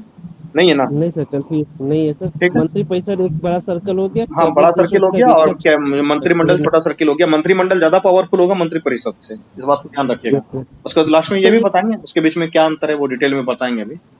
एक और चीज इसमें पूछना सर, किचन कैबिनेट क्या होता है सर? किचन कैबिनेट ये ऐसे कोई टर्म नहीं है। अगर 4 आदमी मिलकर जो है कि सिर्फ डिसीजन लेना स्टार्ट करते हैं तो उसको जो है कि वो कैबिनेट से भी स्मॉलर बॉडी हो जाता है, को जो है कि कैबिनेट में जो इम्पोर्टेंट पर्सन है जिनसे डिस्कशन प्रधानमंत्री कर रहे हो, जो प्रधानमंत्री के यार दोस्त हैं, जिनके साथ मिलके वो डिसीजन लेते हैं और वो डिसीजन सबके ऊपर थोपते हैं, तो वही किचन कैबिनेट कहलाता है। ठीक है, किचन कैबिनेट का कहीं भी ये अपने मतलब कि रिश्तेदार को इसमें शामिल कर देते हैं। हाँ कई बार कर देते हैं, जैसे कि वो क्या कहते हैं, जो संजय गांधी के साथ साथ उनका भाई का नाम क्या था, हाँ राजीव गांधी का भाई संजय गांधी। संजय गांधी कई बार बैठ के फैसला लिया करता था, रिश्तेदार लोग फैसला ले करते हैं, तो वही जो है कि इनर कैबिनेट हो जाता है। इंडिया में लागू है? लागू नहीं है ये यहाँ पे, किचन कैबिनेट इंडिया में लागू नहीं है, यूरोप से में है इसका प्रावधान। यूरोप सबका ये कॉन्सेप्ट है। ये मतलब कि एक्स्ट्रा कॉन्स्टिट्यूशनल बॉडी हो जाएगा इस तरीके से, इनर कैबिनेट। तो वो प्राइम मिनिस्टर कुछ लोगों से जब सलाह किसी प्रमुख मंत्री से, कैबिनेट मंत्री में भी से 3-4 मंत्री जिससे कि वो सलाह मशवरा करते हैं, या फिर कोई अलग व्यक्ति भी हो जाए जिनसे कि बैठ के अडानी साहब के साथ सलाह मशवरा करते हैं, तो उनको किचन कैबिनेट इनफॉर्मली बोला जाता है। इसका कहीं कोई जिक्र नहीं है, ठीक है। सर इस गवर्नमेंट में हम लोग ऐसा कर सकते हैं हाँ कि काउंसिल ऑफ मिनिस्टर है, उसके अंदर कैबिनेट मिनिस्टर है, उसके अंदर जो किचन कैबिनेट है, उसके अंदर पीएम हो, उसके अंदर पीएम हो। हाँ पीएमओ तो क्योंकि आजकल बात सही है कि नहीं, पीएमओ में तो प्राइम मिनिस्टर ऑफिस हो जाएगा, जैसे ठीक है, लेकिन अभी अगर सबसे रहेगा तो वो पावरफुल सर्किल पीएमओ के है, अंदर ही रहेगा। इसलिए पूछ रहे थे। लेकिन पीएमओ में प्राइम मिनिस्टर ऑफिस हो जाएगा, उसके अंदर जितने भी हैं। और अभी जो है कि वो प्रेसिडेंशियल फॉर्म ऑफ गवर्नमेंट हमको दिख भी नहीं रहा है, सीधा सीधा प्राइम ठीक है ministerial sir, form of government दिख रहा है, जहाँ प्रधानमंत्री सारे डिसीजन ले रहे हैं, ठीक है। तो ये सब जो है कि वो क्या कहते हैं, जब डिबेट होता है तो इस सब में इसका यूज होता है, या फिर आंसर राइटिंग में होता है तो वो दे देता है कई बार लिखने के लिए, ठीक है। तो देखते हैं कि क्या है। सर हाँ मंत्री परिषद में आप बताएं कि राज्य मंत्री, उप मंत्री, मंत्री, स्वतंत्र प्रभार और कैबिनेट मंत्री सब, ये सब कौन होंगे सर? उप मंत्री कौन बनता है? ये अभी काउंसिल ऑफ मिनिस्टर जब पढ़ेंगे ना, तो इसके अंत में आएगा तीनों तरीके का मंत्री को बताने के लिए, ठीक है। कि स्वतंत्र प्रभार मंत्री कौन कहलाएंगे, उप मंत्री कौन कहलाएंगे, राज्य मंत्री कौन कहलाएंगे, ये सारा का सारा चीज पढ़ना है, ठीक है। जो कैबिनेट मंत्री सबसे बड़ा होता है, ये बात ध्यान रखेंगे। उसके बाद जो है कि उप मंत्री उसी को असिस्ट करने के लिए होता है। अगर किसी विभाग का, जैसे कि डिपार्टमेंट ऑफ इकोनॉमिक्स में ही 4-5-6 डिपार्टमेंट है, किसी एक का जो है कि उसको पावर दे दिया गया है, उसको स्वतंत्र प्रभार बोला जाता है, ठीक है। इस तरीके से मंत्री का डिवीजन होता है। वो मंत्री को क्या कहते हैं, सहायता प्रदान करने के लिए ही होता है। जैसे कि एक गृह मंत्री अमित शाह है, गृह राज्य मंत्री नित्यानंद राय है। तो अगर गृह मंत्री ने कोई काम दे दिया गृह राज्य मंत्री को, जाइए आप जो है कि कुछ के जो है कि इस वाले चैप्टर को निपटा के आइए, या इस काम को देख लीजिए, या फिर यहाँ पे अभी जो है कि वो सत्संग में जो हादसा हुआ है उसका निरीक्षण कीजिए, इसका पूरा जितना भी फाइल आएगा आप ही देखिएगा। तो वो जो है कि राज्य मंत्री उस समय काम करेगा, नहीं कुछ काम है तो बैठल रहेगा चुपचाप, क्या ही करेगा, ठीक है। वो पढ़ेंगे अभी, ठीक है। काउंसिल ऑफ मिनिस्टर में वही है कि काउंसिल ऑफ मिनिस्टर होता है, वो होता है इसलिए कि वो जो है कि प्रेसिडेंट को क्या कहते हैं, एड एंड एडवाइस के लिए बना हुआ होता है, सलाहकार देने के लिए बना हुआ रहता है। आर्टिकल 74 और 75 में इसका जिक्र किया गया है। तो आर्टिकल 74 और 75 को हम लोगों ने देखा, उसको फिर से अभी डिटेल में देखेंगे। और ये जो है कि काउंसिल ऑफ मिनिस्टर का जिक्र हमारे पार्लियामेंट कॉन्स्टिट्यूशन में स्पष्ट तरीके से किया गया है। इसमें जो है कि लिखा हुआ है कि काउंसिल ऑफ मिनिस्टर वो प्रेसिडेंट को एडवाइस के लिए ही बनेगा। तो आर्टिकल 74 का आता है, council of minister to the aid and advice to the president, council of minister to aid and advice to president, ये आर्टिकल 74 का आता है। तो उसमें लिखा हुआ है कि there shall be a council of minister which with the prime minister at the headed and aid and advice to the prime minister who shall be exercise his function in accordance with the such aid and advice. तो ये यही लिखा हुआ है कि एक क्या कहते हैं, मंत्री परिषद होगा जिसके प्रमुख प्रधानमंत्री होंगे, और वो मंत्री परिषद जो है कि राष्ट्रपति को सलाह देगा, और राष्ट्रपति मंत्री परिषद के सलाह के हिसाब से कार्य करेगा, ठीक है। उसके बाद जो ये एड एंड एडवाइस दिया जाता है काउंसिल ऑफ मिनिस्टर के द्वारा प्राइम मिनिस्टर को, वो उसका कोई इंक्वायरी नहीं किया जा सकता है कोर्ट में, कि आप कोर्ट में जो कोई पहुंच जाए कि राष्ट्रपति को सलाह से ये सलाह दिया गया है, ये सलाह के खिलाफ जो है कि हम सुप्रीम कोर्ट में मुकदमा दायर कर देते हैं। कोई विपक्ष का नेता मुकदमा दायर नहीं कर सकता है। क्यों नहीं कर सकता है? अगर मंत्री परिषद के सलाह के ऊपर सुप्रीम कोर्ट में अगर फैसला चलने लगे और वहां जाके क्या कहते हैं ये केस होने लगे, तो ये तो पावर ऑफ कॉन्फ्लिक्ट हो जाएगा ना। तो पावर ऑफ कॉन्फ्लिक्ट से बचने के लिए जो है ऐसा किया गया है, क्योंकि पार्लियामेंट खुद में अपने आप में सुप्रीम है, सुप्रीम कोर्ट खुद अपने आप में सुप्रीम है। चेक एंड बैलेंस बना हुआ है कि आप मेरे काम में दखल नहीं दोगे, हम तुम्हारे काम में दखल नहीं देंगे, ठीक है। इसलिए ऐसा किया गया है कि जो parliament council of minister president को एड एंड एडवाइस देंगे, वो किसी भी कोर्ट में इंक्वायरी उसका नहीं हो सकता है। इवन कि पार्लियामेंट्री प्रोसीडिंग के अंदर कोई बात बोला गया है तो उसको किसी कोर्ट में जो है कि वहां पे इंक्वायरी में नहीं लाया जा सकता है कि किसी के ऊपर जो है कि केस कर देगा कि इन्होंने मेरा मानहानि कर दिया, ऐसा कुछ हो नहीं सकता है, ठीक है। ये इसलिए दिया गया है ताकि पार्लियामेंट्री सुप्रीमेसी और सुप्रीम कोर्ट का जो अपना खुद में सुप्रीमेसी है वो बना रहे, चेक एंड बैलेंस बना हुआ रहे, इसलिए ऐसा किया गया है। उसके बाद आर्टिकल 75 क्या कहता है कि प्रधानमंत्री की नियुक्ति राष्ट्रपति करेगा, और राष्ट्रपति अन्य मंत्रियों की नियुक्ति प्रधानमंत्री के कहने पे राष्ट्रपति करेगा। ठीक है। उसके बाद इसमें 91st अमेंडमेंट एक्ट 2003 लाया गया था। उसमें कहा गया है कि प्रधानमंत्री सहित कुल मंत्रियों की संख्या जो है वो 15% होगा total strength of the Lok Sabha. मतलब क्या हुआ कि मोदी जी खुश करने के लिए नीतीश कुमार के 12 विधायक को और क्या कहते हैं इनका आंध्र प्रदेश के 14 विधायक क्या कहते हैं संसद को मंत्री नहीं बना सकते हैं। सबको कोई ना कोई मंत्री नहीं बना सकते हैं कि तुम जल मंत्री हो जाओ, तुम थल मंत्री हो जाओ, तुम नभ मंत्री हो जाओ, तुम गाय मंत्री हो जाओ। इस तरीके से वो नहीं बना सकते हैं। लिमिटेशन है कि पार्लियामेंट का स्ट्रेंथ 543 है तो उसका 15%, यानी कि 15 × 75 और क्या हो जाएगा 6 या 7 बचेगा तो 75 और 5 80 81 मंत्री से ज्यादा हो ही नहीं सकता है। तो इसलिए 71 या 72 मंत्री इस बार जो है कि वो शपथ लिया उन्होंने, उससे ज्यादा लिया भी नहीं है।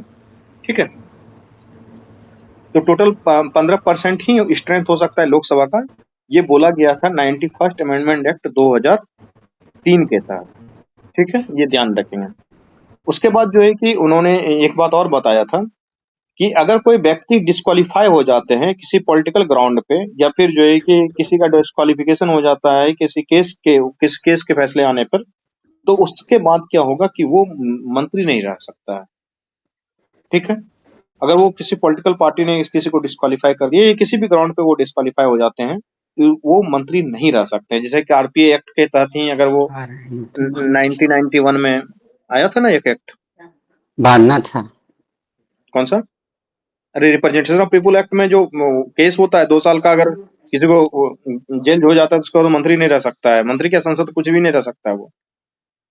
ये पता है ना, लालू यादव इसी में गए हुए हैं। हाँ सर, पता है, राहुल गांधी के द्वारा लाया गया था। हाँ, राहुल गांधी को भी लपेटने का प्रयास किया गया था इसमें, लेकिन बच गया वो, नहीं तो वो 6 साल तक आप चुनाव भी नहीं लड़ सकता था।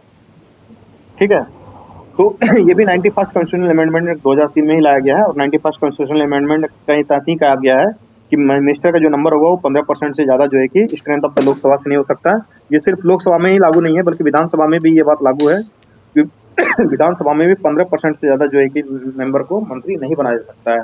ये इसलिए लाया गया था ताकि जो है कि ऐसा नहीं हो कि सबको खुश करने के लिए सबको मंत्रालय बांट दिया जाए और सरकार का पूरा बंटाधार हो जाए। इसलिए ये एक रूलिंग लाया गया है 91st कॉन्स्टिट्यूशनल अमेंडमेंट एक्ट 2003 के द्वारा। ठीक है, उसके बाद जो है कि क्या कहते हैं कि जो मिनिस्टर हैं वो प्लेजर प्रेसिडेंट के प्लेजर पे राष्ट्रपति के ही मतलब कि क्या कहते हो उसको क्या बोला जाता है प्लेजर को हिंदी में, प्रसाद पर्यंत। हाँ प्रसाद पर्यंत पे जो है कि वो अपना क्या कहते हैं मंत्री रह सकते हैं अगर वो मंत्री क्या कहते हैं। लेकिन इसमें बात ये है हाँ कि जो मंत्री वो बनेंगे तो प्रधानमंत्री जब तक उसको बोल नहीं देते हैं कि इनको हटाइए तब तक वो राष्ट्रपति हटाते नहीं है किसी को, वो हटा नहीं सकते हैं किसी को।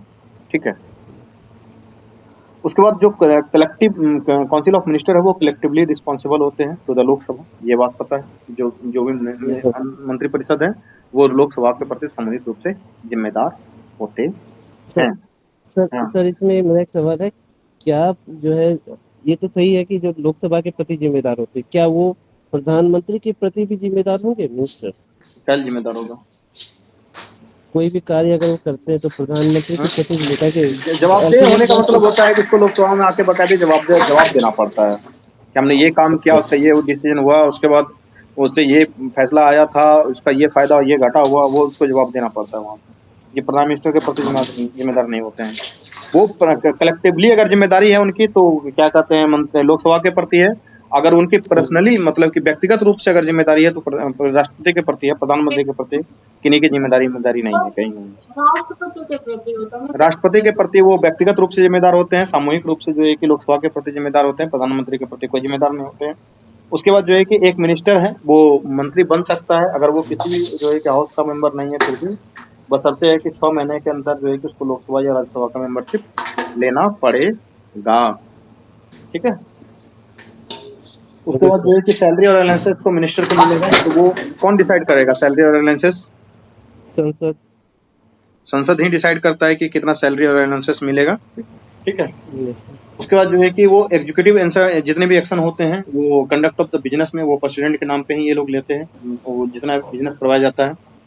उसके बाद जो है कि प्रेसिडेंट कोई रूल बना सकते हैं कि ट्रांजैक्शन ऑफ बिजनेस को आसान करने के लिए गवर्नमेंट ऑफ इंडिया में किस तरीके से आप इसको चलाएंगे नहीं चलाएंगे, कई बार वो रूल बनाया जा सकता है। ठीक है, ताकि जो कैबिनेट डिसीजन लेता है ना, उस डिसीजन को आसान करने के लिए अगर चाहे तो वो रूल बन सकता है। ड्यूटी ऑफ प्राइम मिनिस्टर क्या है? तो ड्यूटी ऑफ प्राइम मिनिस्टर यही है कि वो जो है कि कम्युनिकेटर के रूप में काम करेगा राष्ट्रपति और प्रधानमंत्री के बीच में, ये हमने बता ही दिया है। उसके बाद जो है कि मिनिस्टर के पास कुछ राइट्स होते हैं कि वो जो है कि उनको पास राइट है लोकसभा या राज्यसभा में बोलने का, वो अधिकार वो रखते हैं। उसके बाद जो है कि अगर प्रोसीडिंग चल रहा है किसी भी हाउस में, तो एक चीज तुम देखना कि जो प्रधानमंत्री है या अमित शाह, कई बार तुमको लोकसभा में दिखेगा, कई बार राज्यसभा में भी ये लोग दिखते हैं। इवन कि जो आर्टिकल 370 लाया गया था हटाने का बिल, तो वो राज्यसभा के अंतर्गत ही लाया गया था। अमित शाह उस समय राज्यसभा में खड़ा था, ऐसा कैसे? सर मिनिस्टर्स को ये अधिकार होता है कि वो दोनों सदन में बोल सकते हैं। हाँ, मिनिस्टर्स को ये अधिकार होता है कि वो दोनों एस जयशंकर तुम देखना कि मैक्सिमम टाइम वो राज्यसभा में दिखते हैं, राज्यसभा में नहीं दिखते हैं। क्यों? देखो होता क्या है कि जो मंत्री होते हैं ना, मंत्री को ये अधिकार रहता है कि वो लोकसभा और राज्यसभा किसी भी सदन में जाकर के बोल सकते हैं, बैठ सकते हैं। ऐसा क्यों? सर क्यों?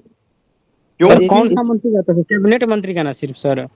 हाँ, सारे मंत्री को ये अधिकार मिला हुआ है, क्योंकि वो मंत्री अपने विभाग के रिस्पॉन्सिबल पर्सन होते हैं, वो जिम्मेदारी उनकी है, जवाबदेही उनकी है, तो जो भी सवाल पूछा जाएगा उनका जवाब उनके विभाग से रिलेटेड वो खुद ही देंगे। वहाँ यही बोलना चाह रहे थे कि जैसे कि मान लो राज्यसभा में ही एस जयशंकर मंत्री हैं, राज्यसभा से हैं, ठीक है, अगर लेकिन उनको लोकसभा में कोई प्रश्न उनके विभाग से पूछा जाए, विदेश मंत्रालय से पूछा जाएगा, तो वो आके उनको जवाब देना पड़ेगा।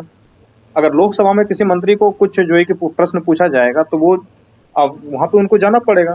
तो इसके लिए जो है कि वो विभागीय जिम्मेदारी उनके पास रहती है, इसलिए वो किसी भी हाउस में जाकर के बोल सकते हैं, बैठ सकते हैं। लेकिन वोट वो उसी हाउस में करेंगे जिस हाउस के वो मेंबर है। वोट ऐसा नहीं कि राज्यसभा में जाकर कर देंगे, लोकसभा के अगर वो मेंबर हैं तो, या राज्यसभा वाले लोकसभा में वोट नहीं कर सकते हैं, लेकिन वो बोल सकते हैं। तो ये राइट है इनको कि वो सब सारे मंत्री को जो है कि बोलने का लोकसभा में, उसके प्रोसीडिंग में भाग लेने का, और जो है कि क्या कहते हैं, ये दोनों हाउस में जाकर के बोलने का इनको अधिकार प्राप्त है। ये समझ गए क्यों अधिकार प्राप्त है? यस सर, समझ। ठीक है। उसके बाद क्या होता है कि अपॉइंटमेंट ऑफ मिनिस्टर होता है, तो वही पता है कि अपॉइंटमेंट ऑफ मिनिस्टर प्रेसिडेंट के द्वारा होता है। लेकिन एक बार एक डिस्प्यूट उठा था कि जो देवीलाल था उसको डिप्टी प्राइम मिनिस्टर अपॉइंट कर दिया गया था। तो डिप्टी प्राइम मिनिस्टर जैसे ही अपॉइंट किया गया, तो उनको ऊपर केस कर दिया गया कि इनको जो ओथ दिलवाया गया है, इनका ओथ ही गलत है। ठीक है, तो जब ओथ ही गलत है तो ये वाइस प्रेसिडेंट हो कैसे सकते हैं, सॉरी उप प्रधानमंत्री कैसे बन सकते हैं? तो फिर सुप्रीम कोर्ट में गया, तो सुप्रीम कोर्ट ने बोला कि देखिए ऐसा नहीं है कि इनका ओथ गलत है, ये इनको सिर्फ और सिर्फ एक डिस्क्रिप्टिव पद दिया गया है कि इनके नाम के आगे जोड़ा गया है। ये वैसे ही काम करेंगे जैसे कि अदर कैबिनेट मिनिस्टर काम करते हैं या फिर अदर राज्य मंत्री काम करते हैं। इनका जो शपथ है वो शपथ गलत नहीं है। डिप्टी प्राइम मिनिस्टर का नाम से वो शपथ ले सकते हैं और वो डिप्टी प्राइम मिनिस्टर बन भी सकते हैं, उसमें कोई दिक्कत नहीं है। तो सुप्रीम कोर्ट ने फिर इनको जो है होल्ड किया था कि हाँ ये डिप्टी प्राइम मिनिस्टर हो सकते हैं। वो जो ओथ लिया गया था उनके द्वारा, वो सब्स्टिट्यूटिव पार्ट बनाया गया उसको कि हाँ बात सही है। ठीक है, तो ये डिप्टी प्राइम मिनिस्टर बने हैं, जैसे कि तुम्हारा ये अलके आडवाणी भी शायद, हाँ अलके आडवाणी भी डिप्टी प्राइम मिनिस्टर थे इनके समय पे, अटल बिहारी वाजपेयी के समय पे। इनके बाद जो हाँ एक और थे सर बने थे आपके इसमें 1990s में, मतलब उस समय जो चौधरी चरण सिंह और सबकी जो सरकार में थी उसमें भी एक डिप्टी प्राइम मिनिस्टर हुए। कई बार बने हैं डिप्टी प्राइम मिनिस्टर बने। मोरारजी देसाई के समय भी डिप्टी प्राइम मिनिस्टर हुए सर। तो इनके बाद जो है कि इनको जो मंत्री होता है उनको स्टैम्पेटरी अलाउंसेस मिलता है। ठीक है, जो मंत्री को जो पैसा मिलेगा वो कौन सा मिलेगा, मेंबर ऑफ पार्लियामेंट वाला। लेकिन जो मेंबर ऑफ पार्लियामेंट और मंत्री में अंतर क्या होगा कि उनको अलाउंसेस अलग से मिलता है, तो उसको स्टैम्पेटरी अलाउंसेस मिलता है अकॉर्डिंग टू हिज रैंक। ये अलाउंसेस कितना है पता है? जो कैबिनेट मिनिस्टर है उसके लिए 1500 रुपया है, और फिर क्या कहते हैं जो राज्य मंत्री है उसके लिए 1000 रुपया है, और जो डिप्टी मिनिस्टर है उसके लिए 600 रुपया है। इसको स्टैम्पेटरी अलाउंसेस बोला जाता है। उसके बाद सर इनको और भी देखिए अलाउंसेस मिलता है, जैसे कि ट्रेवलिंग अलाउंस हो गया, फ्री एकोमोडेशन हो गया, मेडिकल अलाउंस हो गया, और फैसिलिटी हो गया, अदर फैसिलिटीज हो गया, तो वो सारा चीज इन लोगों को मिलता है। और सर मिलता एक सवाल मिलता भी एक इसलिए है सवाल क्योंकि अब उनको ट्रैवलिंग बहुत करना पड़ता है, तो ट्रैवलिंग अलाउंस नहीं देगा तो अपने पैसे से कहाँ कहाँ जाएगा। हाँ हेलो सर। हाँ, सर हम लोग का जो चंपाई सोरेन जो इस्तीफा दिया सर, जैसे इन लोग को क्या मिलेगा सर, ये लोग टोटल इस्तीफा देने के बाद जैसे इन लोग का इस्तीफा दे दिया सर, और फिर हेमंत सोरेन मिला सब झारखंड में बनाना, हाँ, तो ये लोग का क्या मतलब, ये लोग का सैलरी क्या मतलब, पेंशन वगैरह सारा साइज सब चालू रहेगा टोटल से? पेंशन मिलेगा इनको, ठीक है। और जो विधायक हैं चूंकि चंपई सोरेन, तो उनको एज ए विधायक का जो सैलरी मिलेगा।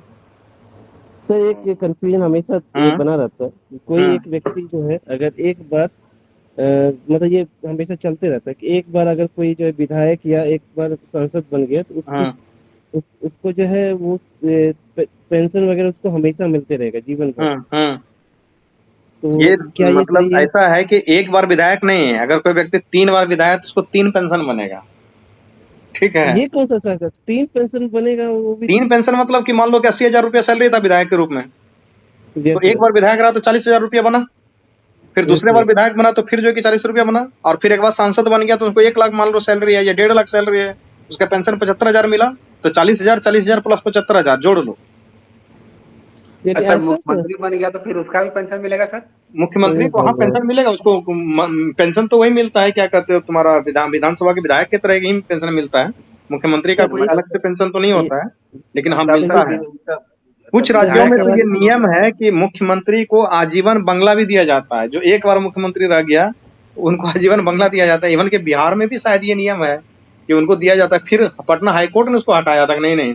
इधर 3 साल पहले उत्तर प्रदेश में जो है कि इलाहाबाद हाईकोर्ट ने बोला था जो पूर्व मुख्यमंत्रियों को अपने बंगला अलॉट करके रखा है उसको रद्द कीजिए, सब पूर्व मुख्यमंत्री को हटाइए वहां से, तब जाकर के सबको हटाया गया था। अदरवाइज तो इनको बंगला भी मिल जाता था कई कई जगह। तो एक बार तो मुख्यमंत्री सर एक दिन के लिए बन गए तो बन गए, और उसका तो बंगला मिलेगा पूरा जीवन भर, और वो भी राजधानी सर में। सर इसका मतलब ये कि ये लोग जीवन भर इनको पेंशन मिलते रहेगा? हाँ मिलता है, मिलता ही है। वो भी 3 जितनी 3 बार वो पेंशन, 4 विधायक बने? पेंशन, 5 पेंशन, 7 पेंशन, जितना पेंशन उसका बन गया उतना।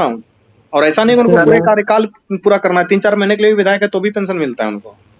सर वो तब तो लोग का सर एक जैसे सर कोई संसद बना सर, तो हाँ, संसद के बाद सर मिलने लगा, इसके बाद एक सर गार्ड भी दिया जाता है सर, झारखंड पुलिस या बिहार पुलिस एक हमेशा गार्ड रहेगा सर हमेशा उसके पास? हमेशा नहीं रहता, जब तक वो विधायक रहेगा तो देखो जो मतलब कि मंत्री बनता है, बिहार में क्या है कि 12 उसको जो है कि सिपाही मिलता है, ठीक है। एक विधायक के पास 12 सिपाही रहता है। ये उनके इसलिए तो अलग अलग राज्यों में अलग अलग तरीके से ये है। और एक मंत्री बन इसलिए तो जाता है तो 12 सिपाही, और उसके साथ साथ तो उसको क्या कहते हैं कि जिस थाना अगर उनको एक्स्ट्रा भी चाहिए तो एक्स्ट्रा भी मिल जाता है। उसके बाद 12 सर व्यक्तियों को वो जो है कि अपना स्टाफ रख सकता है। एक मंत्री को इतना रहता है, और एक विधायक को सर 6 या 7 स्टाफ रखने का कुछ अधिकार ऐसे ही कुछ है। और उसको सर बकायदे विधानसभा से पैसा मिलता है। सर एक चीज तो हमको समझ में आ गया सर इसका पढ़ने के बाद। हम्म मंत्री सबसे बढ़िया तो सर यही है, सांसदीय विधायिका का है। सब नौकरी में जो देखिए हम लोग का ये जितना भी सरकारी तो विभाग वही का हंगामा पेंशन उससे रहता है। देखो पेंशन सब खत्म कर दिया है। पंजाब सरकार ने और क्या किया कि भगवत मान की सब सरकार जब आई थी तो उन्होंने कहा कि एक व्यक्ति एक पेंशन, ठीक है। उन्होंने यही रूल लगा दिया कि एक विधायक को जो 5 पेंशन मिल रहा है, 5 बार विधायक बनने का, सबका पेंशन खत्म करो, एक विधायक एक पेंशन लाओ। मतलब कि आप जो आपको मैक्सिमम पेंशन जो सा मिलता है, जैसे सांसद रह गए हैं या विधायक रह गए, उसमें से जो मैक्सिमम पेंशन बनता है वो आप रख लीजिए, लेकिन 5 पेंशन नहीं मिलेगा आपको, एक पेंशन मिलेगा। उसका बहुत हंगामा हुआ था कि ऐसे कैसे आप कर सकते हैं, लेकिन उन्होंने बोला कि नहीं, जनता के पैसे को आप ऐसे नहीं लुटा सकते हैं। तो फिर जो है कि वो पास हुआ। तो अलग अलग राज्यों में अलग अलग रूल है सबके लिए, ठीक है। गार्ड जब तक वो रहेगा विधायक तब तक तो गार्ड मिल ही जाता है उसकी सुरक्षा के लिए। उसके बाद जो है कि पता नहीं अब उनके राज्य ने क्या रूल बना के रखा है।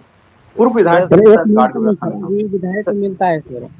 पता एक नहीं, चीज हो सर सकता है, उसमें कोई डाउट नहीं है। वो तो विधानसभा का जो रूल बुक है उसमें लिखा हुआ रहता है। सर एक चीज और बताए सर, एक हम्म मेरा जो मन की ये बिहार की जो स्थिति अभी कानून व्यवस्था का देखते हैं, अब समझ में आता है कि क्यों हालत है बिहार में सर। क्या है कि सब तो मंत्री विधायक के आसपास ही चक्कर लगा रहे हैं, कानून व्यवस्था क्या खाक संभालेंगे इनको? हम्म ये गलत बात है इस तरीके से इतने मतलब कि हाय तौबा नहीं करने का, कि इतना पुलिस वुलिस लेके तामझाम झूठ मूठ का लेके चलते रहता है दिखाने के लिए, हमारे पास इतना गार्ड है, हमारे पास इतना 100 तोपों की सलामी वाली बातें। ठीक है। तो होता क्या है हमारे यहाँ पे मंत्री का, कि मंत्री का जो हमारा होता है वो कलेक्टिव रिस्पॉन्सिबिलिटी होता है। इस चीज को टर्म समझो, उसके बाद फिर इंडिविजुअल रिस्पॉन्सिबिलिटी बताते हैं, कलेक्टिव रिस्पॉन्सिबिलिटी और लीगल रिस्पॉन्सिबिलिटी, इसको पढ़ के खत्म करेंगे, ठीक है। Yes. तो कलेक्टिव रिस्पॉन्सिबिलिटी क्या होता है कि आर्टिकल 75 में कहा गया है कि state of council of minister is collectively responsible for the Lok Sabha. इसका मतलब समझो, कलेक्टिवली रिस्पॉन्सिबल का क्या मतलब होता है, इसको अच्छे से समझना। कि कहा जाता है कि they work together as a team and swim together और सिंक टुगेदर। अगर तैरेंगे भी तो साथ और डूबेंगे भी सनम तो साथ। वही कहावत है, हम तो डूबेंगे सनम, तुमको भी साथ लेके डूबेंगे। इसका मतलब क्या होता है, इसको बता देते हैं कि जो कैबिनेट सॉरी जो काउंसिल ऑफ मिनिस्टर होता है वो कलेक्टिवली रिस्पॉन्सिबल होता है। मतलब कि अगर किसी कैबिनेट ने कोई डिसीजन लिया कि हमको चाइना के प्रति ये नीति अपनाना है, ठीक है, मान लो उसका एक डिसीजन हो गया, तो कोई भी कैबिनेट मिनिस्टर या कोई भी मिनिस्टर, सांसद नहीं मिनिस्टर, उस निर्णय का विरोध में नहीं बोल सकता। अगर उनको उसके विरोध में बोलना है तो उनको पहले मंत्री परिषद से इस्तीफा देना पड़ेगा, मंत्री के पद से इस्तीफा देने के बाद ही वो बोल सकता है, ठीक है। ऐसा केस हमारे यहाँ हुआ है हमारे देश में कि जब B.R. अम्बेडकर साहब 1953 में जब हिंदू कोड बिल लाया था तो वो उनसे एग्री नहीं कर रहे थे उस डिसीजन से, ठीक है। कहा यह जाता है कि अगर मतलब कि लोग मान लो कि 50 लोग हैं काउंसिल ऑफ मिनिस्टर में, उसमें जो है कि 45 लोग एक बात पे एग्री है लेकिन 5 लोग डिसएग्री है, तो उस 5 लोगों को भी माना जाएगा कि आपने भी मिलके उस डिसीजन को लिया है, ठीक है। वो डिसीजन उसके ऊपर भी बाइंडिंग होगा, ठीक है। और दूसरा कि आप उसका विरोध नहीं कर सकते हैं। जब ये हिंदू कोड बिल का विरोध करना था B.R. अम्बेडकर साहब को, तो बाकायदे उन्होंने रिजाइन किया था अपने मंत्री के पद से। उसके बाद जो है कि वो विरोध में कुछ बोल सकते थे। C.D. देशमुख साहब थे, सर C.D. देशमुख, बहुत बड़े मतलब कि क्या कहते हैं ये अर्थशास्त्री थे, बहुत नाम था इनका, ये वित्त मंत्री भी रह चुके हैं। इन्होंने जो है कि जो स्टेट री अरेंजमेंट पॉलिसी आई थी, जो क्या कहते हैं स्टेट री अरेंजमेंट पॉलिसी जब लाया गया था उसमें, तो उसका उन्होंने विरोध किया था। तो विरोध करने से पहले उनको इस्तीफा देना पड़ा था। आरिफ मोहम्मद खान, ये मुस्लिम वुमेन क्या कहते हैं राइट्स ऑन डाइवोर्स एक्ट आया था 1986 में, वैसा सावानो वाला केस है। तो उस समय आरिफ मोहम्मद ने रिजाइन किया था, उसके बाद जो है कि जाकर के उन्होंने उनका विरोध किया था, ठीक है। तो उसको मंत्री पद से इस्तीफा देना पड़ेगा। ये B.R. अम्बेडकर साहब को पूछा गया कि आपने ऐसा क्यों लाया है कि collective responsibility of council of ministers होगा। तो उन्होंने बोला कि देखिए 10 लोग मिलके जो है कि एक सिनेमा कौन सा देखना है वो तय नहीं कर सकते हैं, ठीक है। अगर ये कलेक्टिव रिस्पॉन्सिबिलिटी का हम मतलब कि नहीं रखेंगे कॉन्सेप्ट, इससे होगा क्या कि देश यूनाइट है किसी फैसले को लेके, ये भी तो दिखना चाहिए। तो यूनिटी ऑफ द कंट्री को दिखाने के लिए हमने कलेक्टिव रिस्पॉन्सिबिलिटी को लाया है और वो विरोध नहीं कर सकते हैं। मेरा कॉन्सेप्ट यहाँ पे यही है, वो B.R. अम्बेडकर साहब ने कहा था। तो वो कलेक्टिवली रिस्पॉन्सिबल है किसके प्रति, लोकसभा के प्रति। मतलब कि कोई फैसला अगर हुआ है तो लोकसभा के प्रति सारे मंत्री जिम्मेदार हैं, ठीक है। वो जिम्मेदार मतलब कि उनको उसके ऊपर जो भी क्या कहते हैं ये प्रश्न पूछा जाएगा कि आपने चाइना के प्रति ये नीति लाया था, उसका क्या घाटा हुआ क्या नाफा हुआ, उसको जवाब देना पड़ेगा। ऐसा नहीं कि उनको कोई फांसी होने वाला या उनके प्रति केस होने वाला है। वो लीगल रिस्पॉन्सिबिलिटी जब पढ़ेंगे तो पढ़ेंगे। तो और इंडिविजुअली जो है कि वो मिनिस्टर किसके प्रति रिस्पॉन्सिबल होता है, तो वो प्रेसिडेंट के प्रति जो है इंडिविजुअली रिस्पॉन्सिबल होते हैं। लेकिन हमारे यहाँ पे मंत्री का कोई लीगल रिस्पॉन्सिबिलिटी नहीं होता है। जैसे कि क्या कहते हो, जो यहाँ पे ब्रिटेन का सिस्टम है, वहाँ पे क्या है कि अगर कोई ऑर्डर है, किसी मंत्री के द्वारा कोई ऑर्डर पास करवाया गया, तो जब पता है कि आपको जो भी कोई ऑर्डर बनेगा, जो कानून बनेगा, तो उस पर फिर राजा का साइन होगा, राजा का साइन हुआ। लेकिन अगर उसमें कोई गलती निकला, कोई फॉल्ट हुआ या उसके कारण कोई नुकसान हुआ है, तो वो उसकी लायबिलिटी उस मंत्री के ऊपर जाता है। आपने ये फाइनेंस मिनिस्टर के नाते ये फैसला लिया था, उसके चलते जो है कि देश को ये नुकसान हुआ, इसका जवाबदेही आपके ऊपर। वहां पे एक टर्म चलता है, the king can not do wrong, the king can do no wrong, ये कहावत कॉन्सेप्ट चलता है वहां पे। राजा कभी गलत नहीं हो सकता है। तो जो फैसला लिया मंत्री, तो फंसेगा कौन, मंत्री। लेकिन हमारे भारत में इस तरीके का कोई सिस्टम नहीं है कि वित्त मंत्री जी ने फैसला लिया या प्रधानमंत्री ने फैसला लिया डिमोनेटाइजेशन का, कि देश का पूरा बंटाधार करके रख देंगे, लेकिन उनके ऊपर कोई केस नहीं हो सकता है, ठीक है। तो ये इसको जो है कि नो लीगल रिस्पॉन्सिबिलिटी बोला जाता है। तो हम लोगों ने पढ़ा collective responsibility of the council of minister, individual responsibility, और उसके बाद जो है कि लीगल रिस्पॉन्सिबिलिटी, ठीक है। तो सिर्फ और सिर्फ कलेक्टिव रिस्पॉन्सिबिलिटी है और इंडिविजुअल रिस्पॉन्सिबिलिटी है, लेकिन लीगल रिस्पॉन्सिबिलिटी इनकी नहीं है। और जो रिस्पॉन्सिबिलिटी है वो इथिकल है, ऐसा नहीं कि उसके ऊपर कोई केस वगैरह हो जाएगा कोई डिसीजन लेने के कारण, ऐसा नहीं होगा। ऐसा इसलिए किया भी गया है कि मान लो कि किन्हीं ने नोटबंदी का डिसीजन लिया या जीएसटी का डिसीजन लिया, अब किसको पता था कि ये मतलब कि डिसीजन अच्छा निकलेगा गलत निकलेगा। वैसे अगर कोई केस होने लगे तो फिर तो डिसीजन लेने में बहुत डरने लगेंगे लोग ना, इसलिए ऐसा किया गया है। ठीक है, तो आज इतना ही रहने देते हैं। यस ठीक है, तो चलते हैं फिर। Good night sir. Good night. Good night. जिन लोगों का एडमिशन नहीं है कृपया एडमिशन करा लें अपना। गुड नाइट सभी को।